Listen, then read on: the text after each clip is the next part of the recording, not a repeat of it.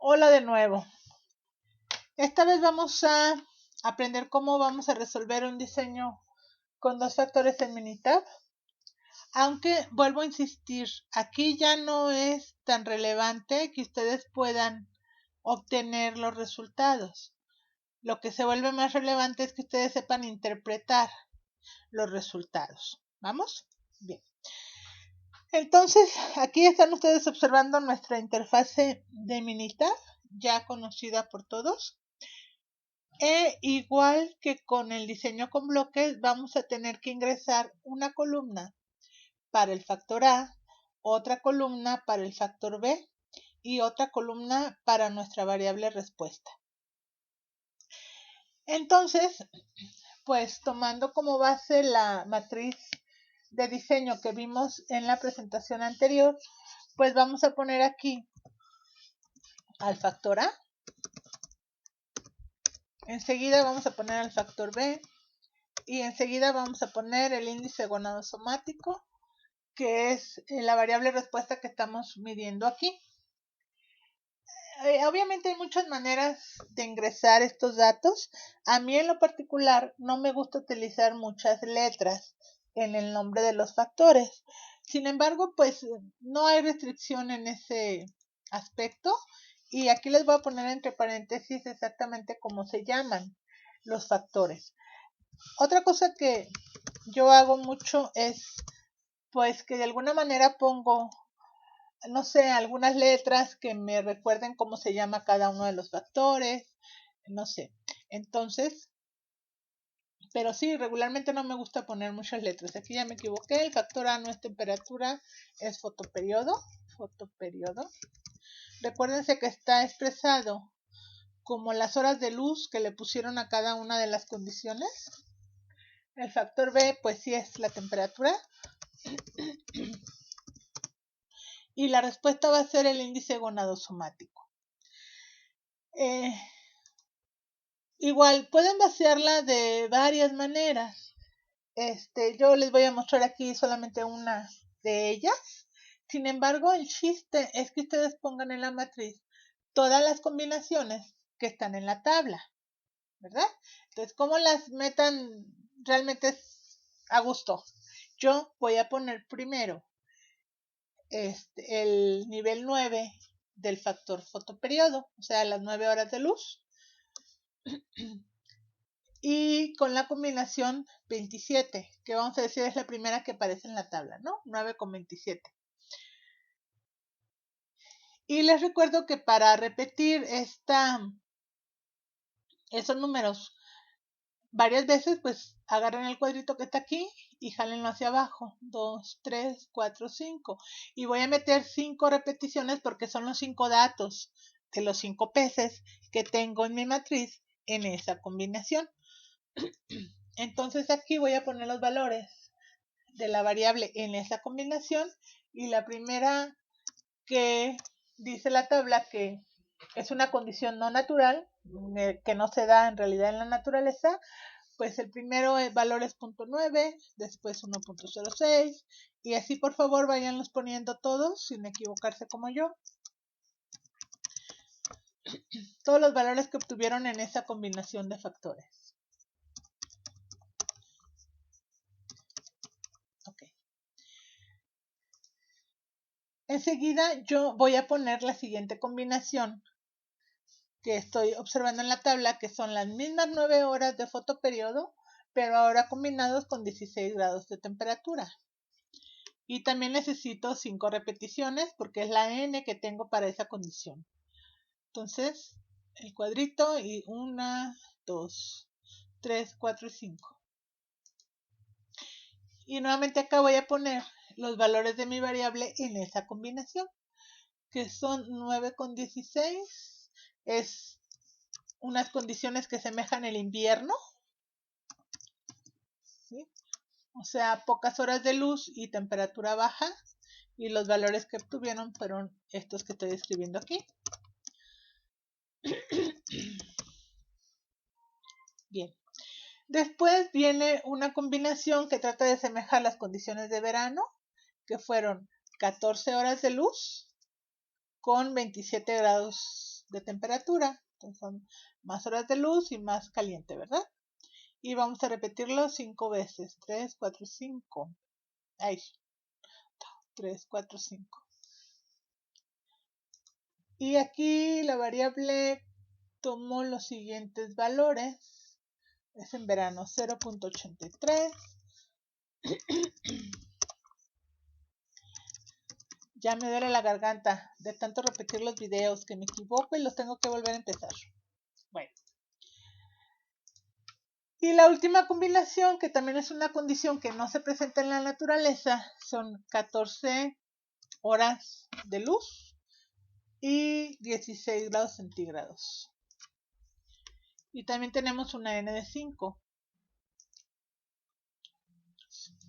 Aquí es importante, digamos, que su diseño esté balanceado, porque un problema que tienen los softwares, que realmente yo no entiendo por qué no lo han resuelto los programadores, es que no es complicado la resolución de los diseños que no están balanceados, es decir, aquellos que tienen una n diferente en cada combinación de factores.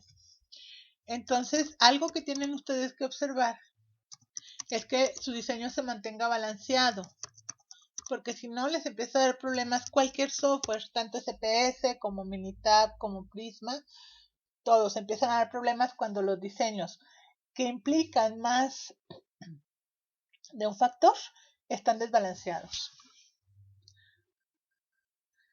Claro que hay manera de resolverlos, pero es otra manipulación diferente. Bueno, entonces una vez que tenemos todos nuestros datos ya vaciados en el software, la ruta es la siguiente: stat y después vayan a DOE. DOE son las siglas en inglés de diseño de experimentos. Y después vayan a factorial. Hay varias maneras, la que yo les voy a enseñar es esta que dice: defina el diseño factorial personalizado. Si su software habla en español, pues entonces dirá algo así. Es esta opción. Entonces aquí le vamos a dar clic. Entonces, como ustedes pueden observar en la ventana de posible selección, pues ya están los elementos que vacié anteriormente en la matriz. Entonces, lo que vamos a hacer aquí es elegir cuáles de esas columnas representan a los factores. Aquí es, como les decía yo, sirve bastante bien de alguna manera poner algo que les recuerde cómo se llaman los factores, así no se confunden, ¿no? Entonces, este es el factor A y este es el factor B. Ingresen los dos, no le pongan ningún símbolo de separación entre las palabras.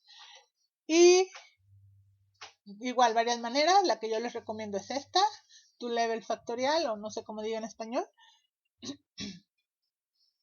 Y después que han seleccionado esta opción, denle por favor donde dice Low High. En esta ventanita, como mi software es muy inteligente, pues ya puso los valores que debería yo de poner. Los voy a borrar para que ustedes puedan observar cómo los escribo. Entonces aquí les pone para el factor A, ¿cómo se llama ese factor? No puedo hacer la ventana más grande. No. ¿Cómo se llama ese factor A? El factor B también, el nombre que ustedes le hayan puesto acá va a aparecer aquí.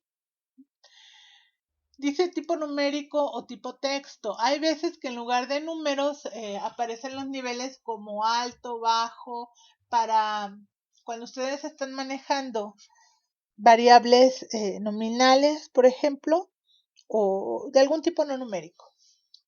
Lo recomendable es que sea numérico, funciona mucho mejor.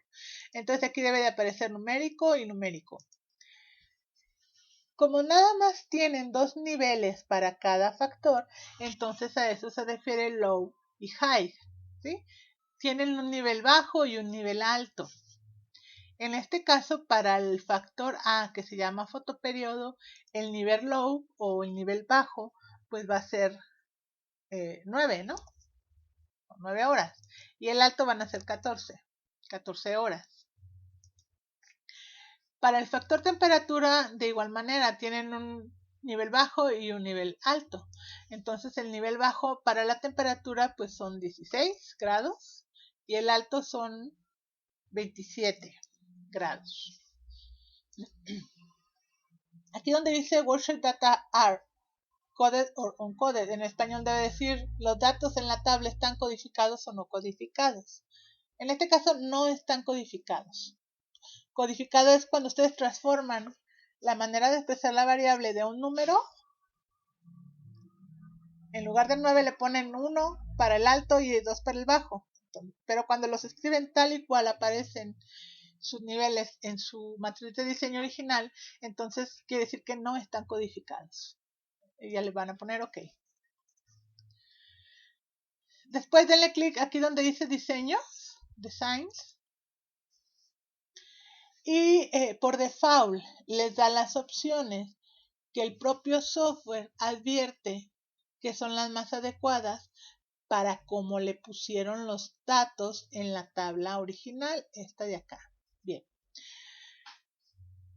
Entonces, por ejemplo, donde dice, no sé cómo dirá en español, orden estándar de las columnas, pues debe aparecer aquí en orden de los datos.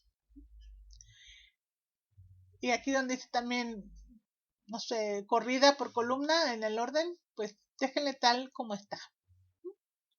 Y le van a dar OK. Y básicamente ya, es todo lo que tienen que hacer, le dan OK. Cuando ustedes le dan OK, aparece en su tabla de datos acá abajo estas columnas nuevas, que significan que el software ha codificado de alguna manera entendible para el propio software los datos que ustedes han ingresado. Entonces esas columnas así déjenlas. Cuando ustedes generan el diseño de otra manera, bueno, pueden ustedes construirlas, pero en este caso no es necesario. Ya el software lo hizo por ustedes. Bien. Ahora, tienen que regresar otra vez por la misma ruta. Stat, DOE, factorial. Pero ahora lo que necesitan es analizar su diseño. Ya ustedes lo generaron de una manera que ustedes comprenden el diseño. Después, el software lo que hizo fue codificarlo en lenguaje del software. Y ahora lo que vamos a hacer es resolverlo o analizarlo. Entonces le vamos a dar clic donde dice analice el diseño factorial.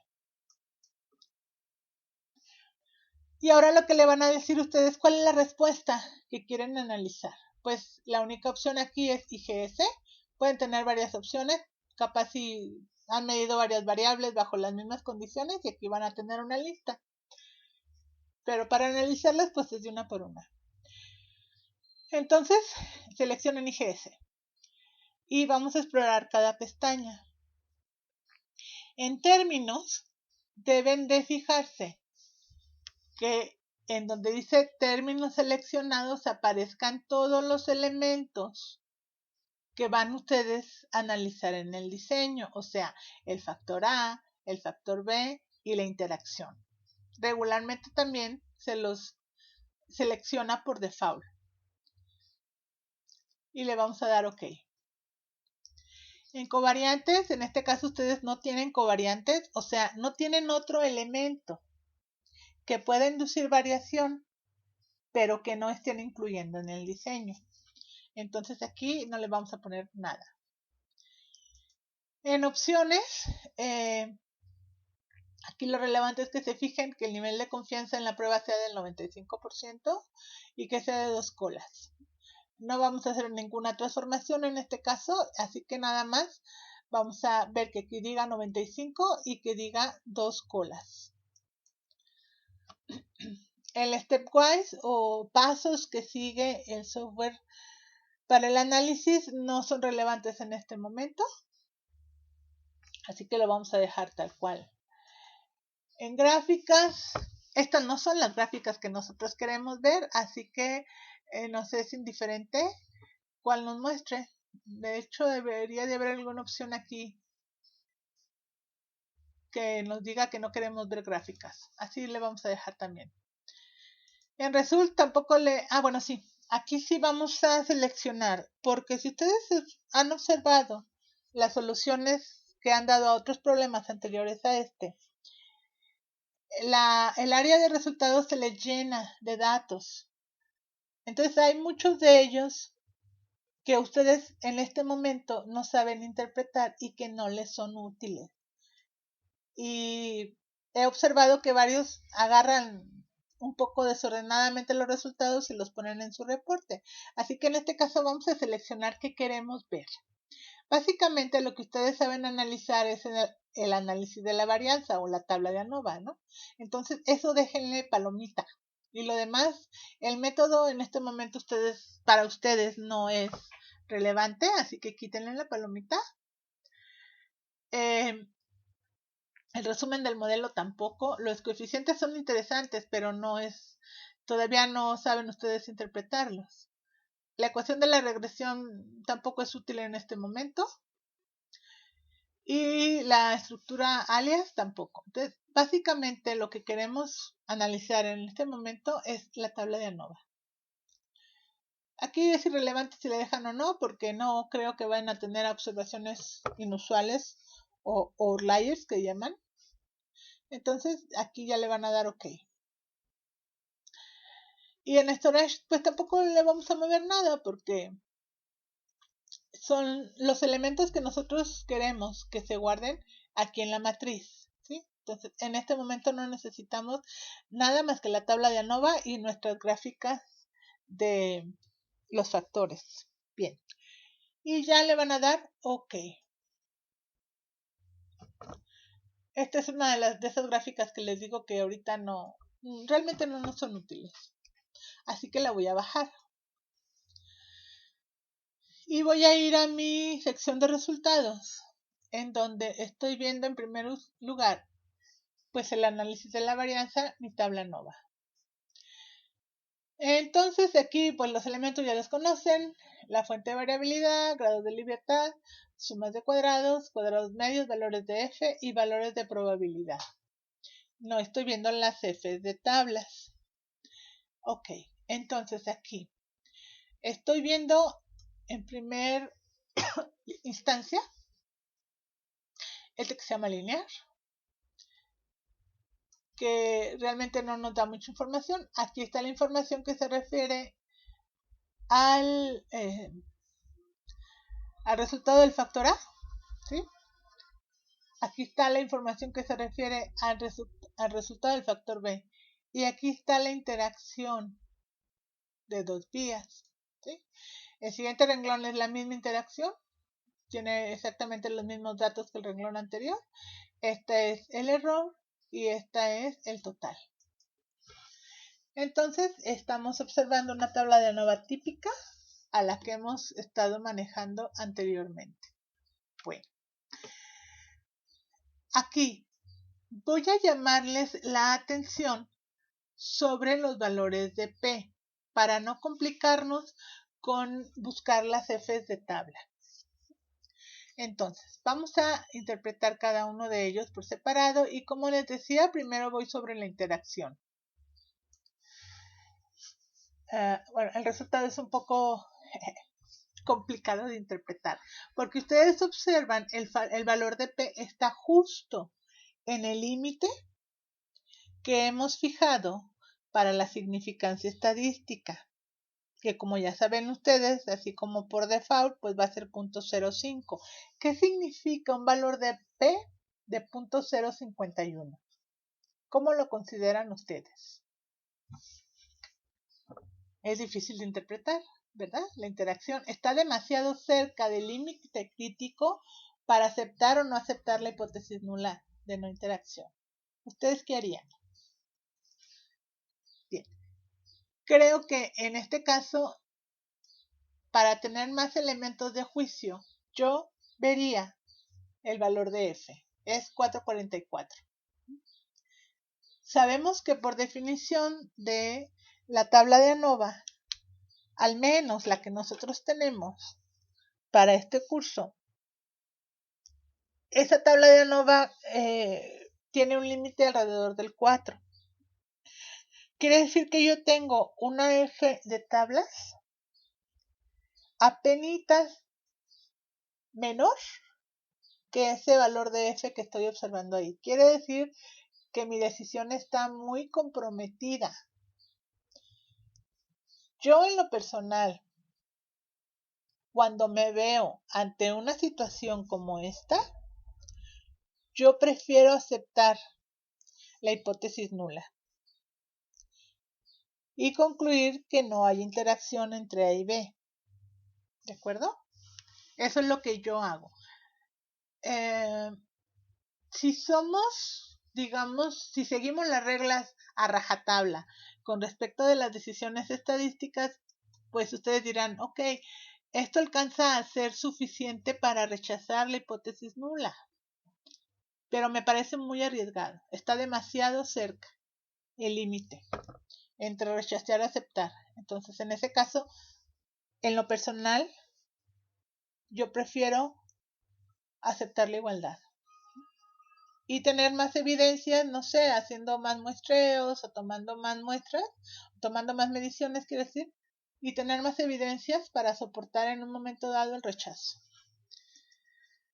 Ok, entonces aquí lo voy a anotar. Igual pueden ustedes darse la tarea de buscar la F de tablas, tener más juicios, tener más elementos de juicio y poder argumentar cualquier decisión que ustedes vayan a tomar. Entonces aquí yo lo voy a escribir. Mi decisión estadística 444 ciertamente me parece que va a ser mayor que la F de tablas. Oh, no me agarró la dislexia, les digo. La F de tablas, ¿sí? Lo que sería suficiente para rechazar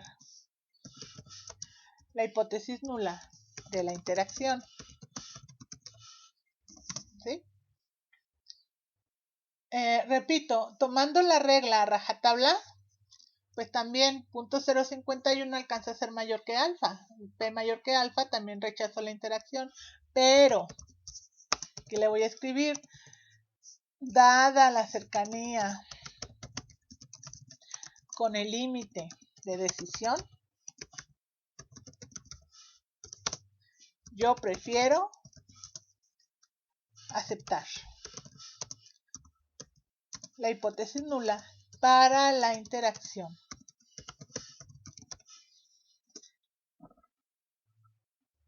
¿Qué significa el hecho de que yo decida aceptar una hipótesis nula para la interacción? Pues si ustedes observan en su presentación o recuerdan lo que pusimos ahí,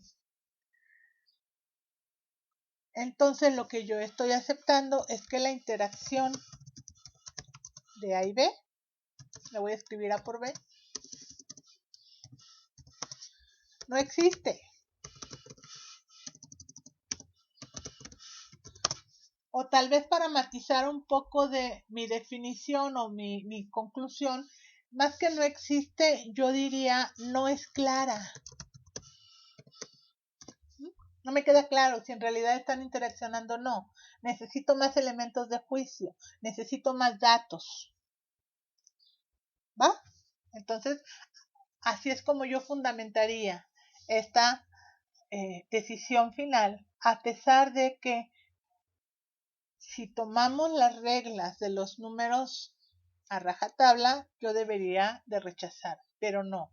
Realmente está muy comprometida mi decisión, así que prefiero decir no, no existe, no es clara. No tengo suficientes elementos para decidir lo contrario.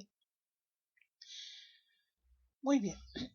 Voy a apoyarme en las gráficas que les había comentado yo de la interacción y los efectos principales. ¿Cómo las obtengo? Bueno, pues voy a stat, nuevamente la misma ruta, DOE factorial. Y aquí le pido las gráficas factoriales. Vamos a ver si las gráficas de alguna manera sustentan mi falta de decisión en este caso, ¿no? Bueno, entonces aquí la ventanita tengo que verificar que la respuesta de las de las cuales quiero yo ver las gráficas, pues estén expresadas aquí. Si tengo varias posibles respuestas, pues ahí aparecerán. Y tengo que seleccionar una. Y luego dice variables para incluir en las gráficas, pues en este caso solo tengo dos y por default me las está seleccionando los dos. Vamos a ver qué hay en opciones. Pues un título, igual aquí le pueden poner algo. Gráficas de Silvia le voy a poner yo. En Graphs, pues ¿qué quiero ver? Quiero ver la gráfica de efectos principales y la gráfica de interacción. No me interesa ver en este caso el modelo. Y porque ya sé que es un modelo con dos factores, ya conozco la formulita que me refleja el modelo y entonces ya no necesito verla. Y le voy a poner OK. Ahí están las gráficas, ¿no?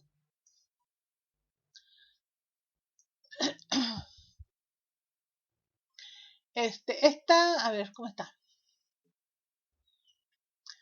Estas son las gráficas de efectos principales.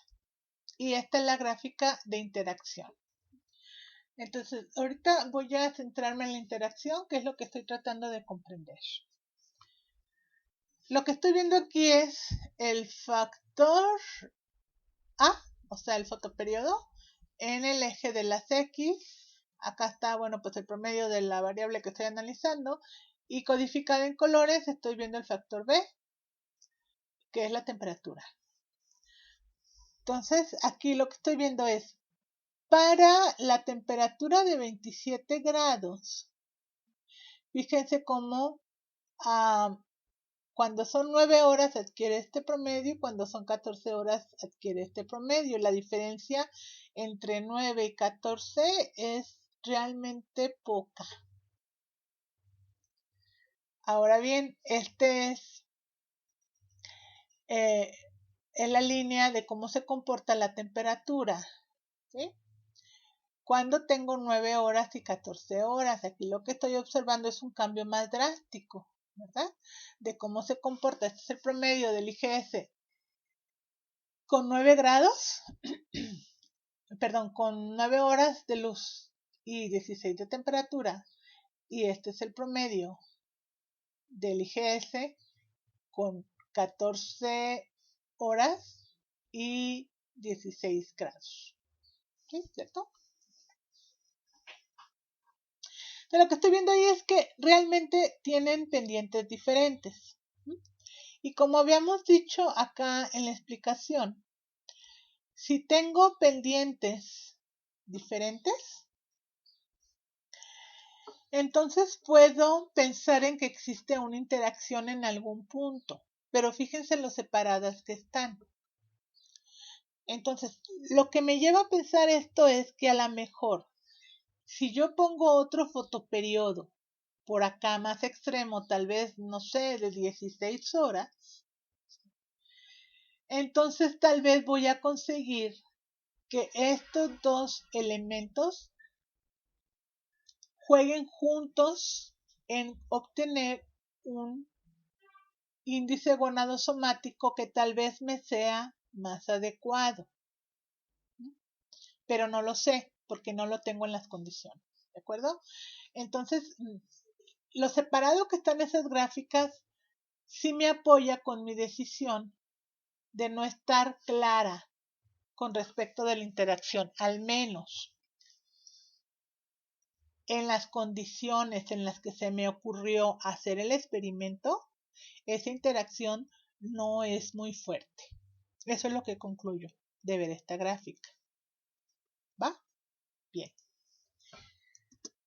Entonces, como no me ha quedado clara la interacción, ahora mejor me voy a centrar en los llamados efectos principales de A y de B, de manera independiente.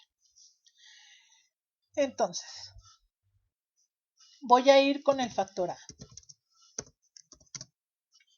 que era el fotoperiodo. Entonces aquí veo una F calculada de 2170. Factor A, fotoperiodo, sí, 2170, que obviamente va a ser más grande que cualquier F de tablas. Entonces, para el factor A yo tengo una F de 2170 que como ya dije es bastante más grande que cualquier F de tablas. No sé cuál es la F de tablas, pero eso es obvio. Por lo tanto, como decido,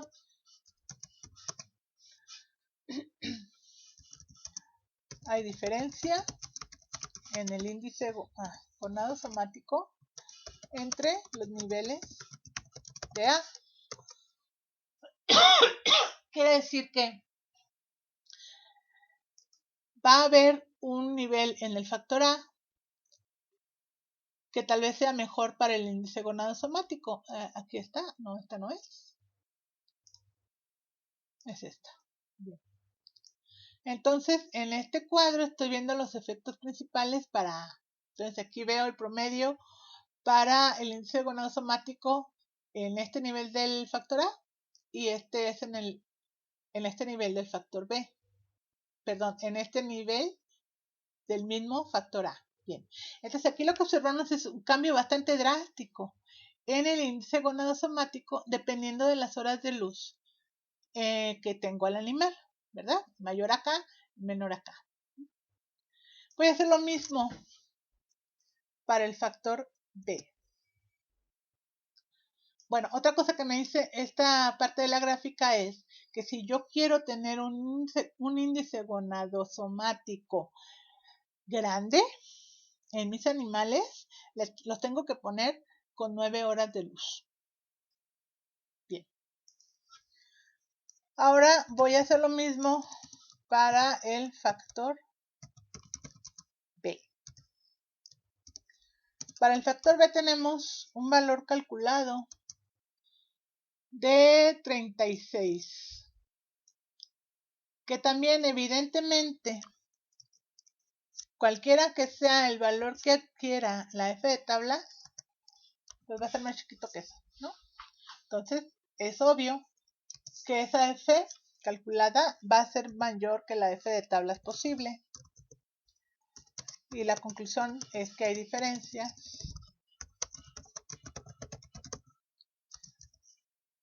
en el IGS entre los niveles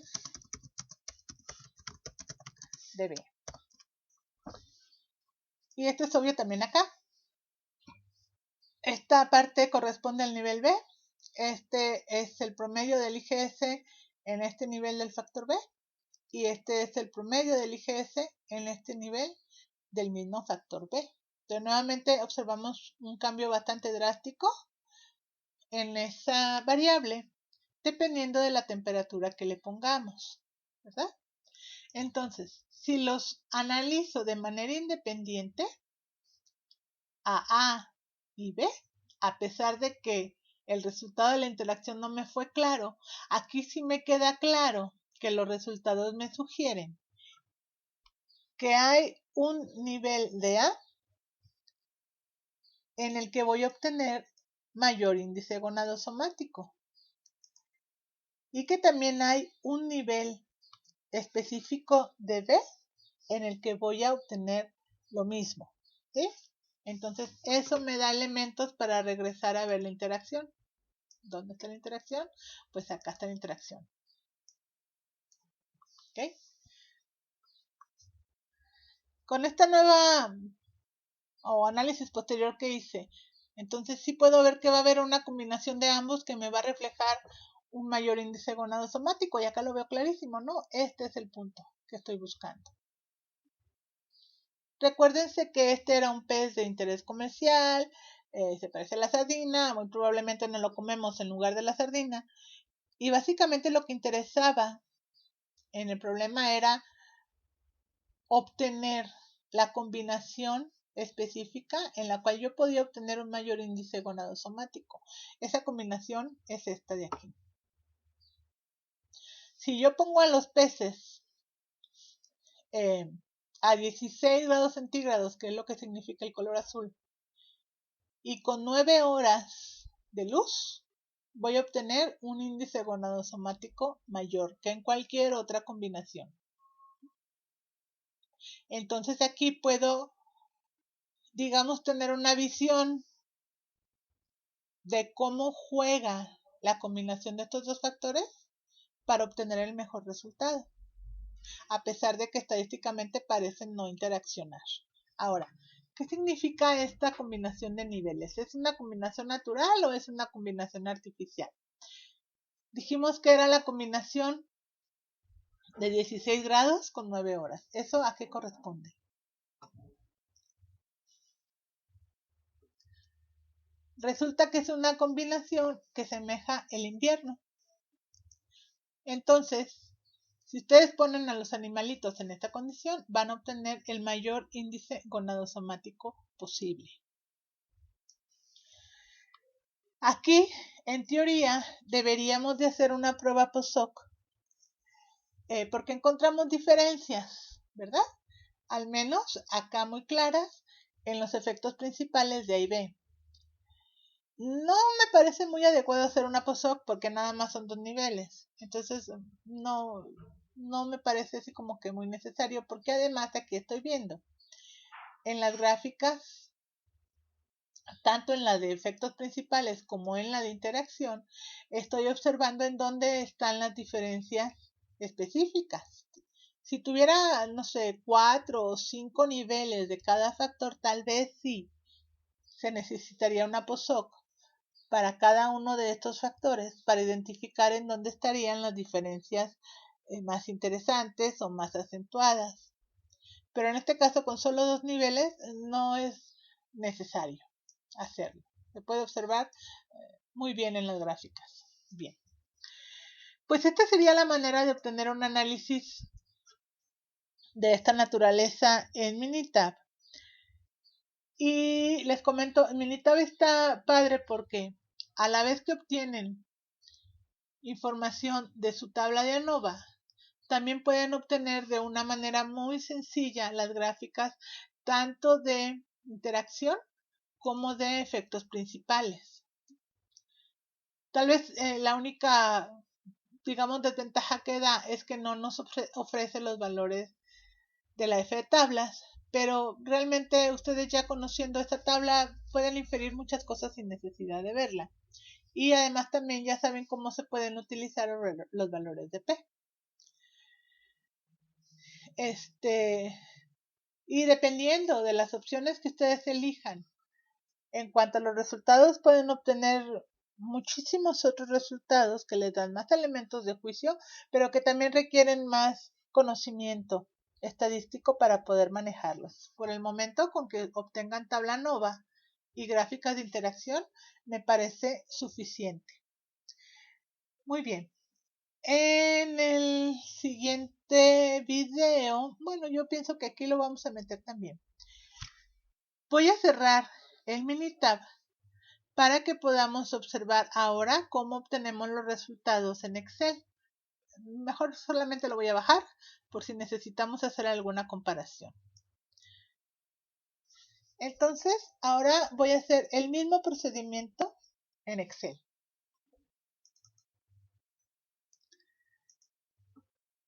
¿Cómo vamos a construir la matriz de diseño en Excel? Pues pueden ustedes también igual hacerlo de varias maneras. Yo lo voy a hacer de la siguiente. Voy a poner aquí mis 2 niveles del factor A. Voy a combinar esas 2 celdas y le voy a poner aquí factor A.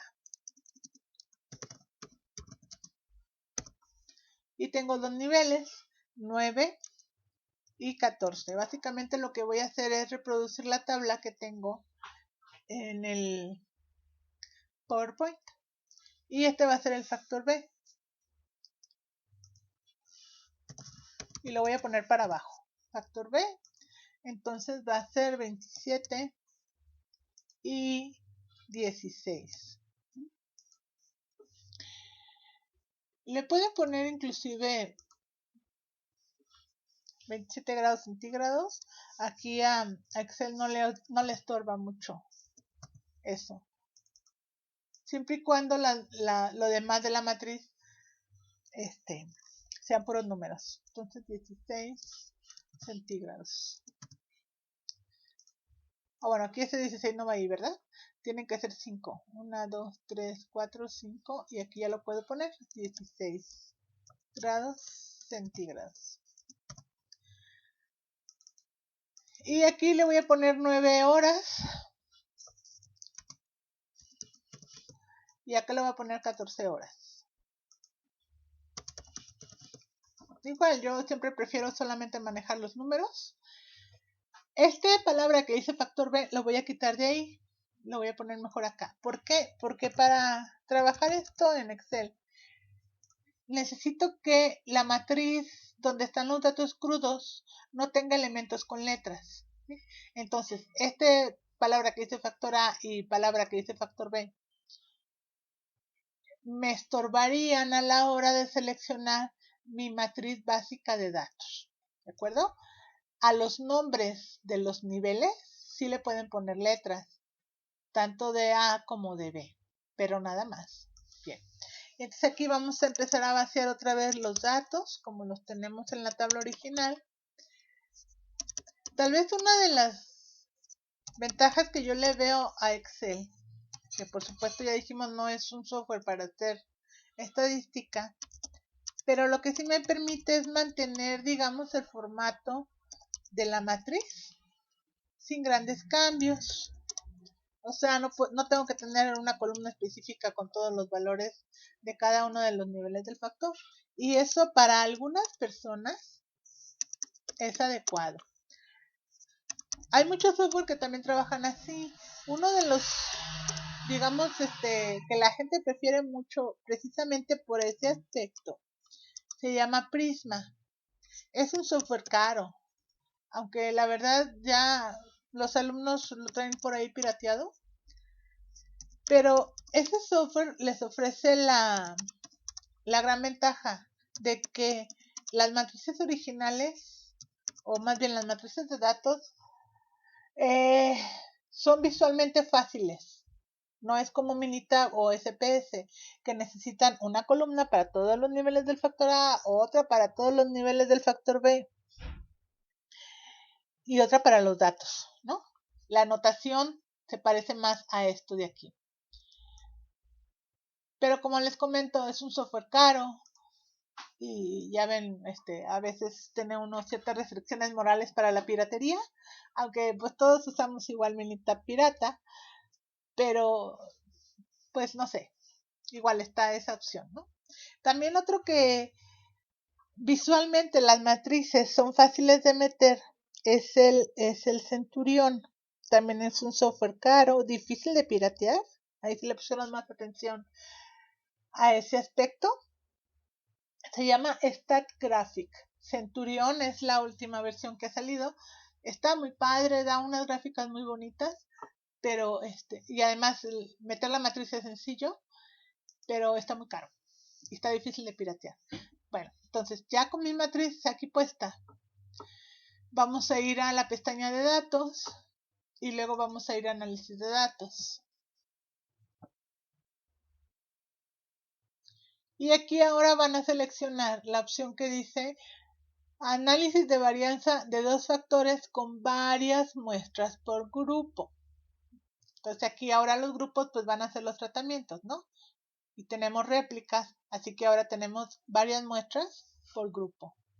Y le vamos a dar a aceptar. En rango de entrada vamos a seleccionar toda la matriz, incluyendo los niveles de cada uno de los factores, pero como ustedes observan no estoy incluyendo acá donde dice factor B y factor A. Eso ténganlo muy presente porque si seleccionan más allá de lo mínimamente necesario, entonces Excel ya tiene problemas con saber qué quieren ustedes hacer.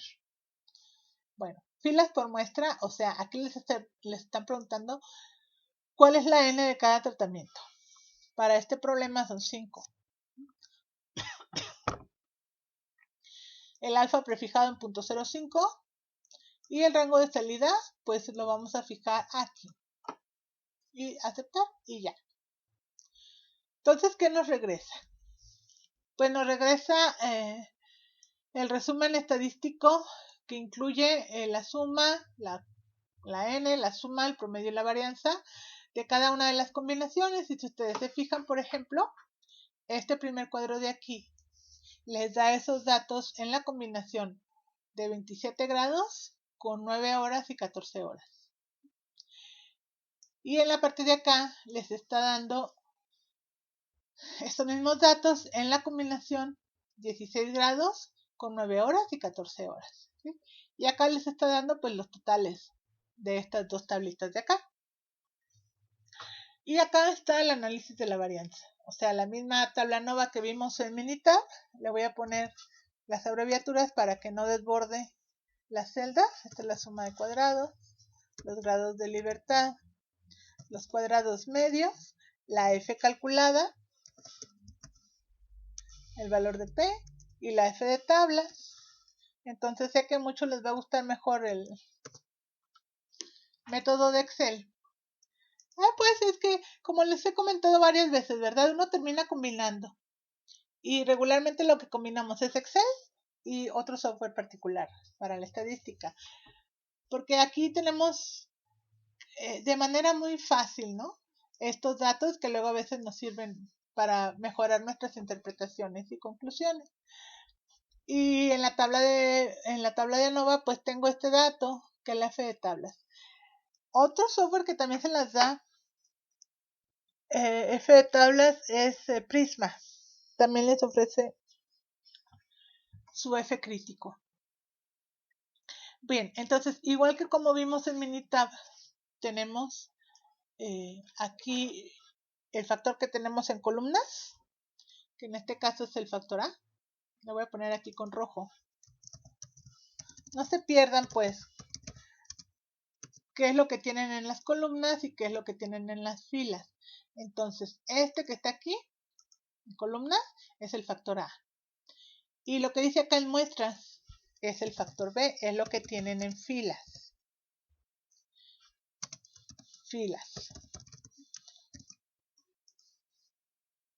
Es relevante eso, porque bueno, igual ustedes pueden decidir poner en filas el factor A y en columnas el factor B, pero por default el A siempre se pone en las columnas. Esta es la interacción y esto es el error. Y esto es el total. Bueno, interacción no se llama igual, pero lo voy a poner de todas maneras. E igual que en Minitab, ya pueden ustedes hacer sus decisiones estadísticas de cada uno de los elementos, tomando pues las Fs calculadas, y aquí sí están las Fs de tablas. Entonces fíjense aquí, la interacción que fue la que nos costó trabajo, pues es 443 y 449. Entonces están demasiado cercas para hacer una decisión clara. Entonces, por eso nos cuesta un poco más de trabajo hacer estas interpretaciones, pero son tal vez las interesantes, ¿no? Así como que no estoy muy clara, necesito más elementos de juicio. Y entonces tenemos que basar nuestro análisis en caso de que no tengamos forma de obtener más evidencia, en este caso pues más muestras y más mediciones y más experimento y más todo, pues entonces mejor tomamos efectos principales de BIA para tomar nuestras decisiones de manera más acertada. Como les comenté, bueno, pues en Excel ustedes no pueden obtener las gráficas. Sí pueden, pero las pueden hacer, por supuesto. Una vez que entiendan qué es lo que se representa en cada gráfica, las pueden hacer. Pero por default, de entrada, de manera sencilla, no se lanza. Entonces, bien podrían obtener, si les es más sencillo, por supuesto, su análisis de varianza en Excel y sus gráficas en Minitab. No hay ningún problema con ello.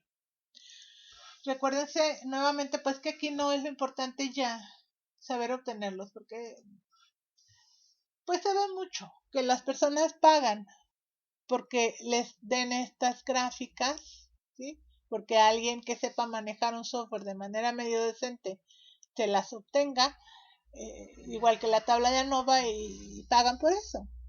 Y ya ustedes tendrán que hacer sus interpretaciones, porque ustedes son los que conocen cuál es el contexto de su problema en particular. Entonces es indistinto Si las obtienen en Minitab, si las obtienen con Excel, si hacen una combinación o en cualquier software deben de obtener exactamente el mismo resultado numérico. ¿Cómo lo interpretan? Pues ya dependerá de cómo entendieron, ¿no?, el problema que están queriendo resolver.